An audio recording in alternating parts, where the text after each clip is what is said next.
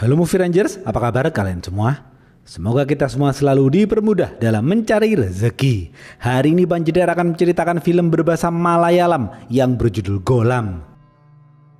Film ini dibintangi aktor Mollywood Ranjit Sajif dan disutradarai oleh Samjat.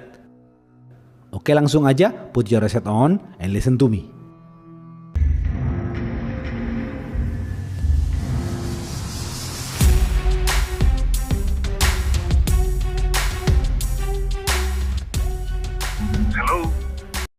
Pemeran-pemeran film ini antara lain, Sandip adalah polisi yang jujur, Dr. Kuri adalah seorang psikiater, John adalah direktur perusahaan, Sabati adalah pegawai John.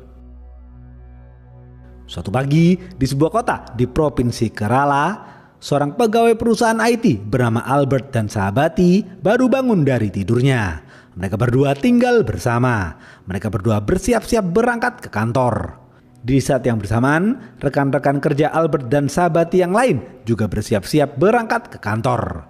Salah satunya adalah Mufida yang merupakan seorang muslimah.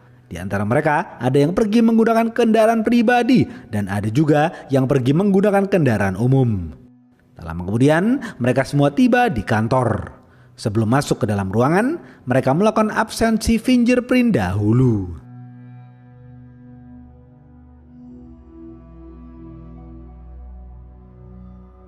Setelah masuk, mereka semua duduk di kursi dan menyalakan komputer masing-masing. Karena atasan mereka belum datang, mereka semua sarapan biskuit sembari bersenda gurau. Seorang pegawai bernama Donna makan snack yang ia bawa sendiri dari rumah. Pegawai senior bernama Rajiv tidak suka melihat para pegawai bersenda gurau. Satpam dan seorang admin bernama Mira mulai bekerja. Tak lama kemudian, seorang tamu datang untuk melakukan presentasi kepada Rajiv. Mira mempersilahkan sang tamu duduk dan menunggu. Beberapa menit kemudian, pemilik perusahaan sekaligus direktur bernama John datang ke kantor. Para pegawai langsung bekerja. John masuk ke dalam ruangannya dan mengudut. John bisa mengudut di ruangannya karena John menutup alarm kebakaran di ruangannya. John kesal karena pegawainya bernama Bibes belum datang. Terlihat Bibes masih mengayuh sepedanya ke kantor. Tak lama kemudian, Bibes tiba di kantor. Rajiv, sang tamu, dan pegawai yang berkacamata tebal bernama Fayas masuk ke ruang meeting. Rajiv dan Fayas melihat sang tamu melakukan presentasi. Seorang pegawai bernama Rani fokus bekerja.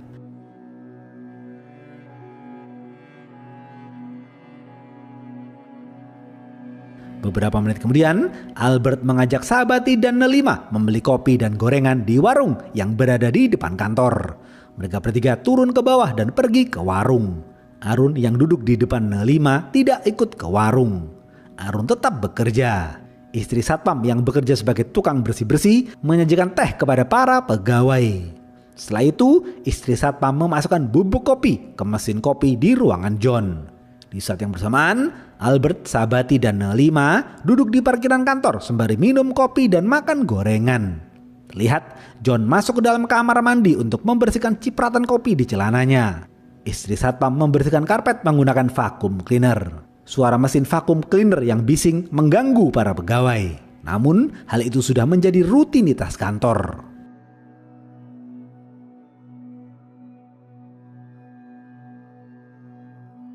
Beberapa menit kemudian, Albert, Sabati, dan Nelima kembali ke kantor. Rajiv keluar dari ruang meeting untuk menemui John.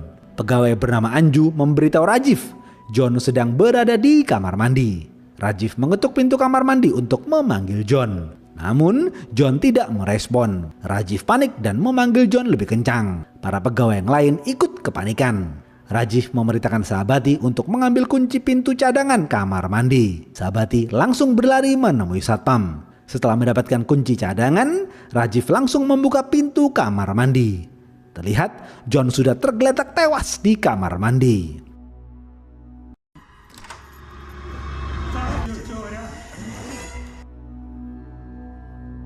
Semua orang panik dan kebingungan. Kapolres menunjuk seorang polisi jujur bernama Sandip untuk menangani kasus ini. Sandip dan anak buahnya bernama Rahim beserta dokter forensik datang dan melakukan olah TKP. investigasi dimulai. Dokter forensik berasumsi penyebab John meninggal dunia karena benturan di bagian belakang kepalanya. Dokter forensik akan melakukan penelitian lebih lanjut di laboratorium. Rahim yakin John meninggal dunia karena terpeleset di kamar mandi. Sandip belum yakin dengan hal itu. Sandip melihat lantai kamar mandi tidak licin. Sandip juga menemukan lipatan kertas kecil di kamar mandi. Sandip merasa ada yang tidak beres. Mayat John kemudian dibawa ke laboratorium. Sandip memeriksa gagang pintu kamar mandi. Sandip ingin tahu apakah pintu kamar mandi terkunci dari dalam atau dari luar. Setelah itu, Sandip melihat rekaman CCTV di kantor. Rekaman CCTV itu terlihat normal-normal saja. Tidak ada orang yang patut dicurigai. Sandip bingung harus bagaimana. Sandip mendiskusikan kasus ini dengan Rahim.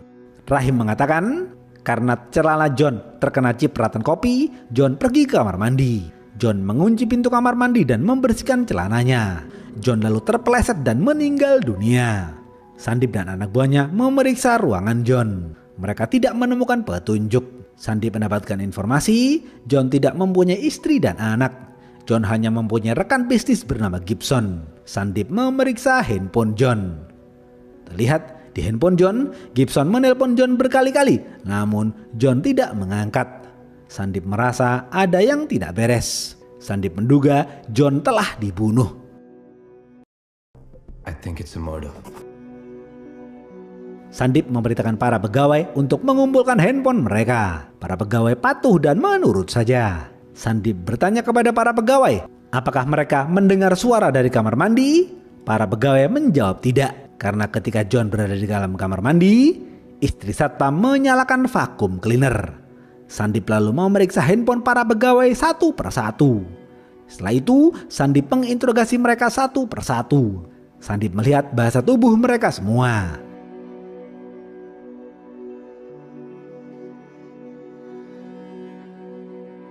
Istri satpam mengatakan setiap pagi ia menyajikan biskuit dan teh susu kepada para pegawai. Fayez mengatakan beberapa hari yang lalu John memarahi Bibes karena Bibes sering telat masuk kerja. Ketika Sandip menginterogasi pegawai bernama Nina, Sandip menemukan obat tidur di dalam tas Nina. Sandip bertanya dari mana Nina mendapatkan obat tidur itu. Nina menjawab dari seorang psikiater bernama Dr. Kuri. Sandip lalu memanggil Albert, Sabati, dan Nelima. Sandip bertanya mengapa mereka bertiga keluar ketika jam kerja. Mereka bertiga menjawab mereka keluar membeli kopi dan gorengan di warung. Setelah menginterogasi para pegawai, Sandip belum menemukan petunjuk.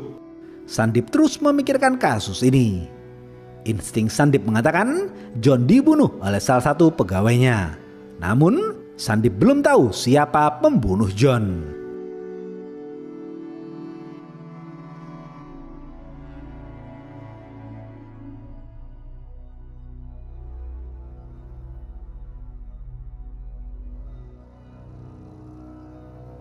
Tiba-tiba sang tamu melarikan diri karena kedapatan membawa obat terlarang.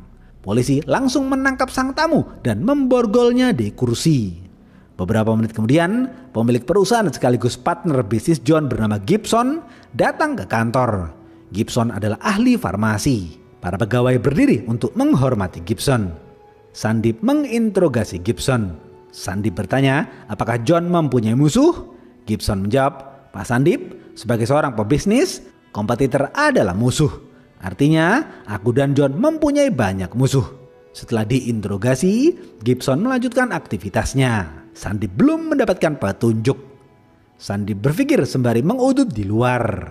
Ketika Sandip mengikat tali sepatunya, Sandip melihat coretan di mobil Arun. Sandip teringat coretan itu sama persis dengan coretan yang dibuat putri Dr. Kuri ke mobilnya. Sandip bertanya kepada Arun, apakah Arun mengenal Dr. Kuri? Arun menjawab tidak. Sandip yakin Arun berbohong.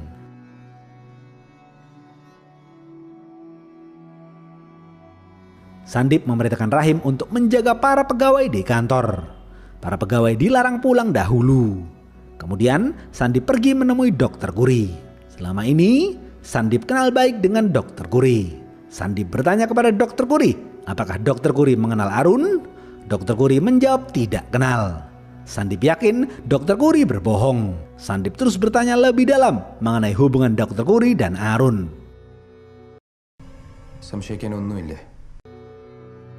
Akhirnya Dr. Kuri menceritakan semuanya. Dr. Kuri menceritakan awal perkenalannya dengan para pegawai John.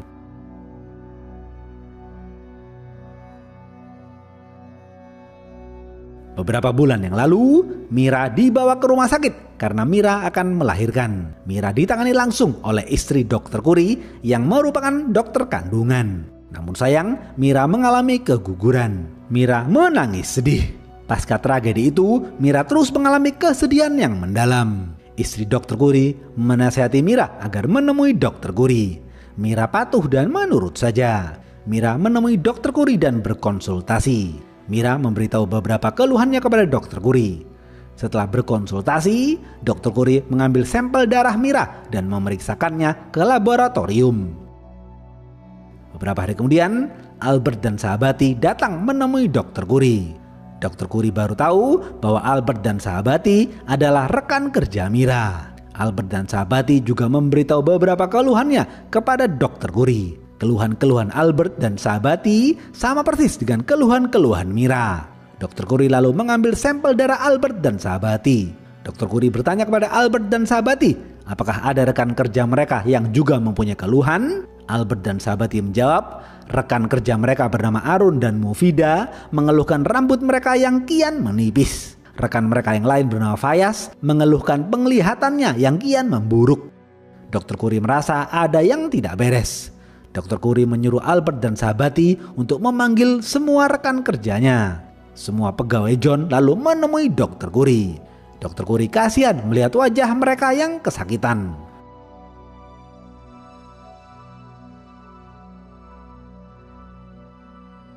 Mufida membuka kerudungnya dan memperlihatkan rambutnya yang kian menipis. Dr. Kuri semakin prihatin. Dr. Kuri meminta sampel darah mereka semua. Besok pagi, Dr. Kuri meminta Albert dan Sahabati menjelaskan rutinitas para pegawai di kantor. Albert dan Sahabati mengatakan, setiap pagi mereka semua makan biskuit dan teh susu. Mereka semua juga meminum air galon yang sama. Biskuit, teh, dan air galon itu adalah fasilitas kantor. Dr. Kuri kemudian mengambil sampel biskuit, teh, dan air yang mereka konsumsi. Sampel itu kemudian diperiksa di laboratorium. Setelah diperiksa, hasil sampel darah mereka semua adalah sama. Sampel darah mereka semua mengandung pilus yang berbahaya. Pilus itu adalah pilus HMV atau yang dikenal dengan red virus. Human mutagen virus, also known as red virus. Dr. Kuri mengatakan kepada Sandip, pilus itu mereka dapat dari biskuit, teh, dan air galon yang mereka konsumsi. Biskuit, teh, dan air galon itu diambil dari gudang milik John dan Gibson. Seperti yang diketahui, John dan Gibson juga memiliki perusahaan yang bergerak di bidang farmasi.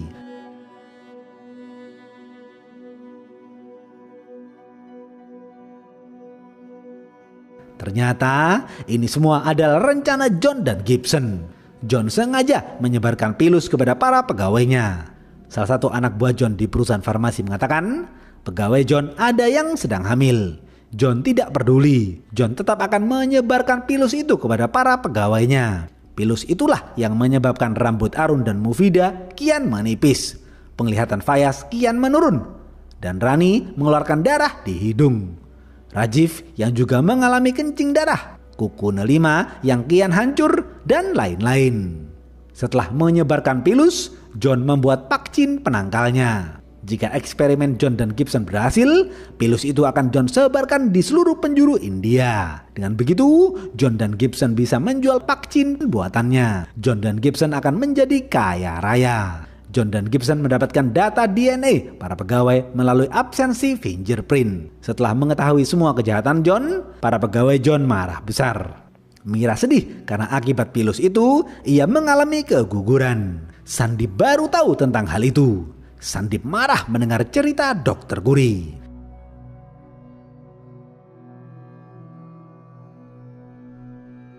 Sandip bertanya kepada Dr. Kuri, apa respon para pegawai John setelah mengetahui kejahatan John dan Gibson? Dr. Kuri melanjutkan ceritanya. Dr. Curry menghimbau kepada para pegawai John untuk menuntut John di pengadilan. Dr. Curry akan menjadi saksi dan membawa bukti-bukti yang kuat di persidangan nanti. Namun, para pegawai John tidak mau menuntut John karena mereka yakin mereka pasti kalah di pengadilan. John dan Gibson akan menyewa pengacara mahal dan juga membayar hakim. Para pegawai John tahu hukum bisa dibeli. Para pegawai John akan menegakkan keadilan dengan cara mereka sendiri.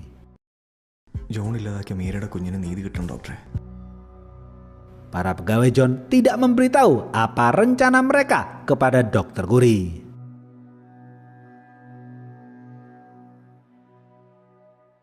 Setelah mendengar cerita Dr. Curry, Sandip semakin yakin John dibunuh para pegawainya. Sandip kemudian kembali ke TKP. Sandip bingung harus bagaimana. Di satu sisi, Sandip membenci John karena kejahatan yang sudah John lakukan. Namun, sebagai polisi, Sandip harus mengungkap pembunuhan John. Sandip berpikir sejenak. Akhirnya, Sandip memutuskan untuk tidak mengungkap pembunuhan John. Sandip akan menulis di laporan bahwa John meninggal dunia karena terpeleset di kamar mandi. Sandip mempersilahkan para pegawai pulang. Mereka semua pulang dan beristirahat.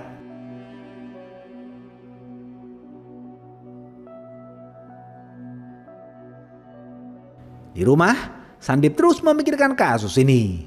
Dokter forensik menelpon dan memberitahu Sandip penyebab kematian John adalah benturan di bagian belakang kepalanya. John murni terpeleset di kamar mandi. John juga mengidap penyakit asma. Dokter forensik lalu menutup teleponnya. Akhirnya, Sandip tahu bagaimana pembunuhan ini terjadi. It was a well-orchestrated plan. Barulah di sini diceritakan kronologi pembunuhan John. Setelah mengetahui kejahatan John, para pegawai John bertekad untuk membunuh John. Albert dan sahabati mulai menyusun rencana. Mereka berdua mencari ide sembari mengudut. Seperti yang diketahui, John mengidap penyakit asma. John juga rutin menggunakan mesin kopi di ruangannya. Sahabati mengatakan, kendala kita adalah CCTV.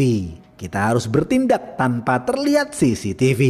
Setelah mendapatkan ide, Albert dan sahabati mengumpulkan rekan-rekan mereka. Tetapi Albert dan sahabati tidak mengajak Rajiv karena Rajiv adalah loyalis John dan Gibson.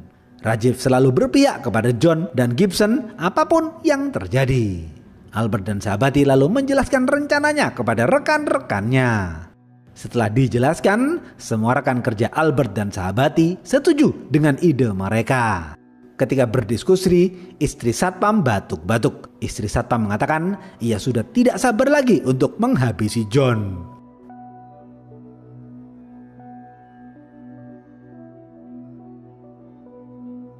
Pagi hari, mereka semua mulai beraksi. Satpam meletakkan selang di atas kotak CO2. Satpam juga membakar sampah untuk membuat asap tebal. Asap tebal itu dibuat untuk menutupi selang. Seperti biasa, Nina adalah pegawai pertama yang tiba di kantor. Nina berjalan ke dispenser dan berpura-pura minum air galon. Nina menghindari kamera CCTV yang berada di atas dispenser dan berjalan ke kamar mandi. Nina menyeting pintu kamar mandi dalam keadaan terkunci dari dalam. Setelah itu, Nina meletakkan lipatan kertas kecil di pintu kamar mandi agar pintunya tetap terbuka. Tak lama kemudian, sahabati datang dan memarkirkan mobilnya di dekat storage CO2. Bibes datang dan menghindari kamera CCTV. Bibes naik ke atas storage CO2 dan menyambung selang ke saluran exhaust di kamar mandi. Setelah itu, Bibes masuk ke kantor. Para pegawai pura-pura bekerja. Di ruang meeting, secara diam-diam, Fayaz men-silent handphone Rajiv. Albert, Sahabati, dan Lima membeli kopi dan gorengan. Mereka bertiga kemudian duduk di parkiran. Sahabati duduk di sisi di mana tidak terpantau CCTV. Di saat yang bersamaan, istri Satpam memasukkan bubuk kopi ke mesin kopi di ruangan John. Secara diam-diam, istri Satpam memasukkan kertas kecil di mesin kopi agar nanti ketika John membuat kopi, John akan kecipratan kopinya. Tak lama kemudian, John membuat kopi. John kecipratan kopi di celananya. John masuk ke kamar mandi untuk membersihkan celananya. John menutup pintu kamar mandi. Secara otomatis, pintu kamar mandi terkunci dari dalam. Istri satpam lalu menyalakan vakum cleaner untuk membuat suara bising. Mufida memasukkan duplikat kunci ke pintu kamar mandi agar John tidak bisa keluar. Di parkiran, Sabati naik ke atas storage CO2. Albert dan Nelima berpura-pura mengobrol ke arah kursi Sabati agar terlihat di rekaman CCTV bahwa Sabati duduk di kursi itu. Sabati lalu mengaitkan selang ke CO2. Dengan cepat, CO2 memenuhi ruangan kamar mandi. John kaget melihat hal itu. John berteriak minta tolong, namun suara John tidak terdengar karena suara bising vakum cleaner. John yang mengidap penyakit asma mulai sesak napas. Tak lama kemudian, John kesulitan bernapas dan jatuh pingsan. Bagian belakang kepala John terbentur lantai. John tewas seketika.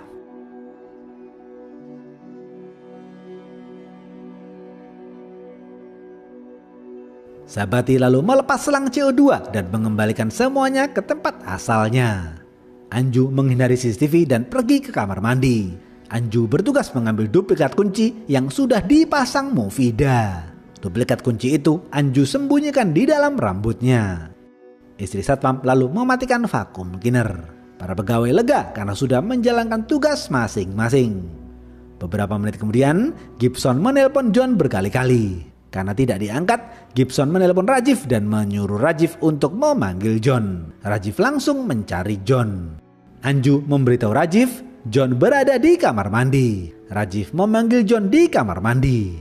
Karena tidak merespon, Rajiv membuka kamar mandi menggunakan kunci cadangan. Mereka semua melihat John sudah tidak bernapas. Mereka semua puas melihat hal itu.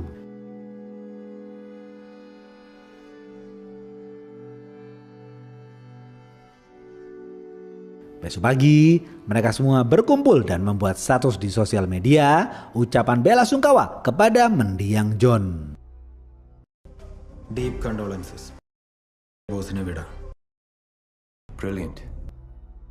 Setelah mengetahui semuanya, Sandip menghadap Kapolres dan menyerahkan laporan kematian John. Di laporan itu tertulis, John meninggal dunia karena terpeleset di kamar mandi. Rahim mengatakan ia sudah menduga hal itu sejak awal. Namun Sandip tetap ngotot John dibunuh. Sandip tertawa sinis mendengar ocehan Rahim. Besok pagi, Sandip berolahraga seperti biasa. Sandip terus membaca berkas-berkas mengenai John dan Gibson. Sandip tahu Gibson juga merupakan otak dari kejahatan Pilus ini. Secara diam-diam, Sandip pergi ke pabrik farmasi milik John dan Gibson. Di sana, Sandip melihat pabrik farmasi yang besar dan mewah. Sandip menelusuri pabrik itu menggunakan kamera drone.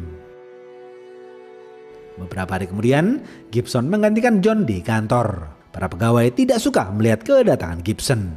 Para pegawai bersiap menyusun rencana baru untuk membunuh Gibson.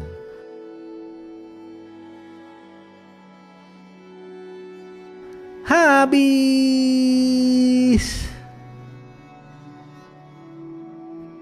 Karena abang kecapean jadi panitia 17 Agustus, abang tidak bisa membuat pesan yang serius.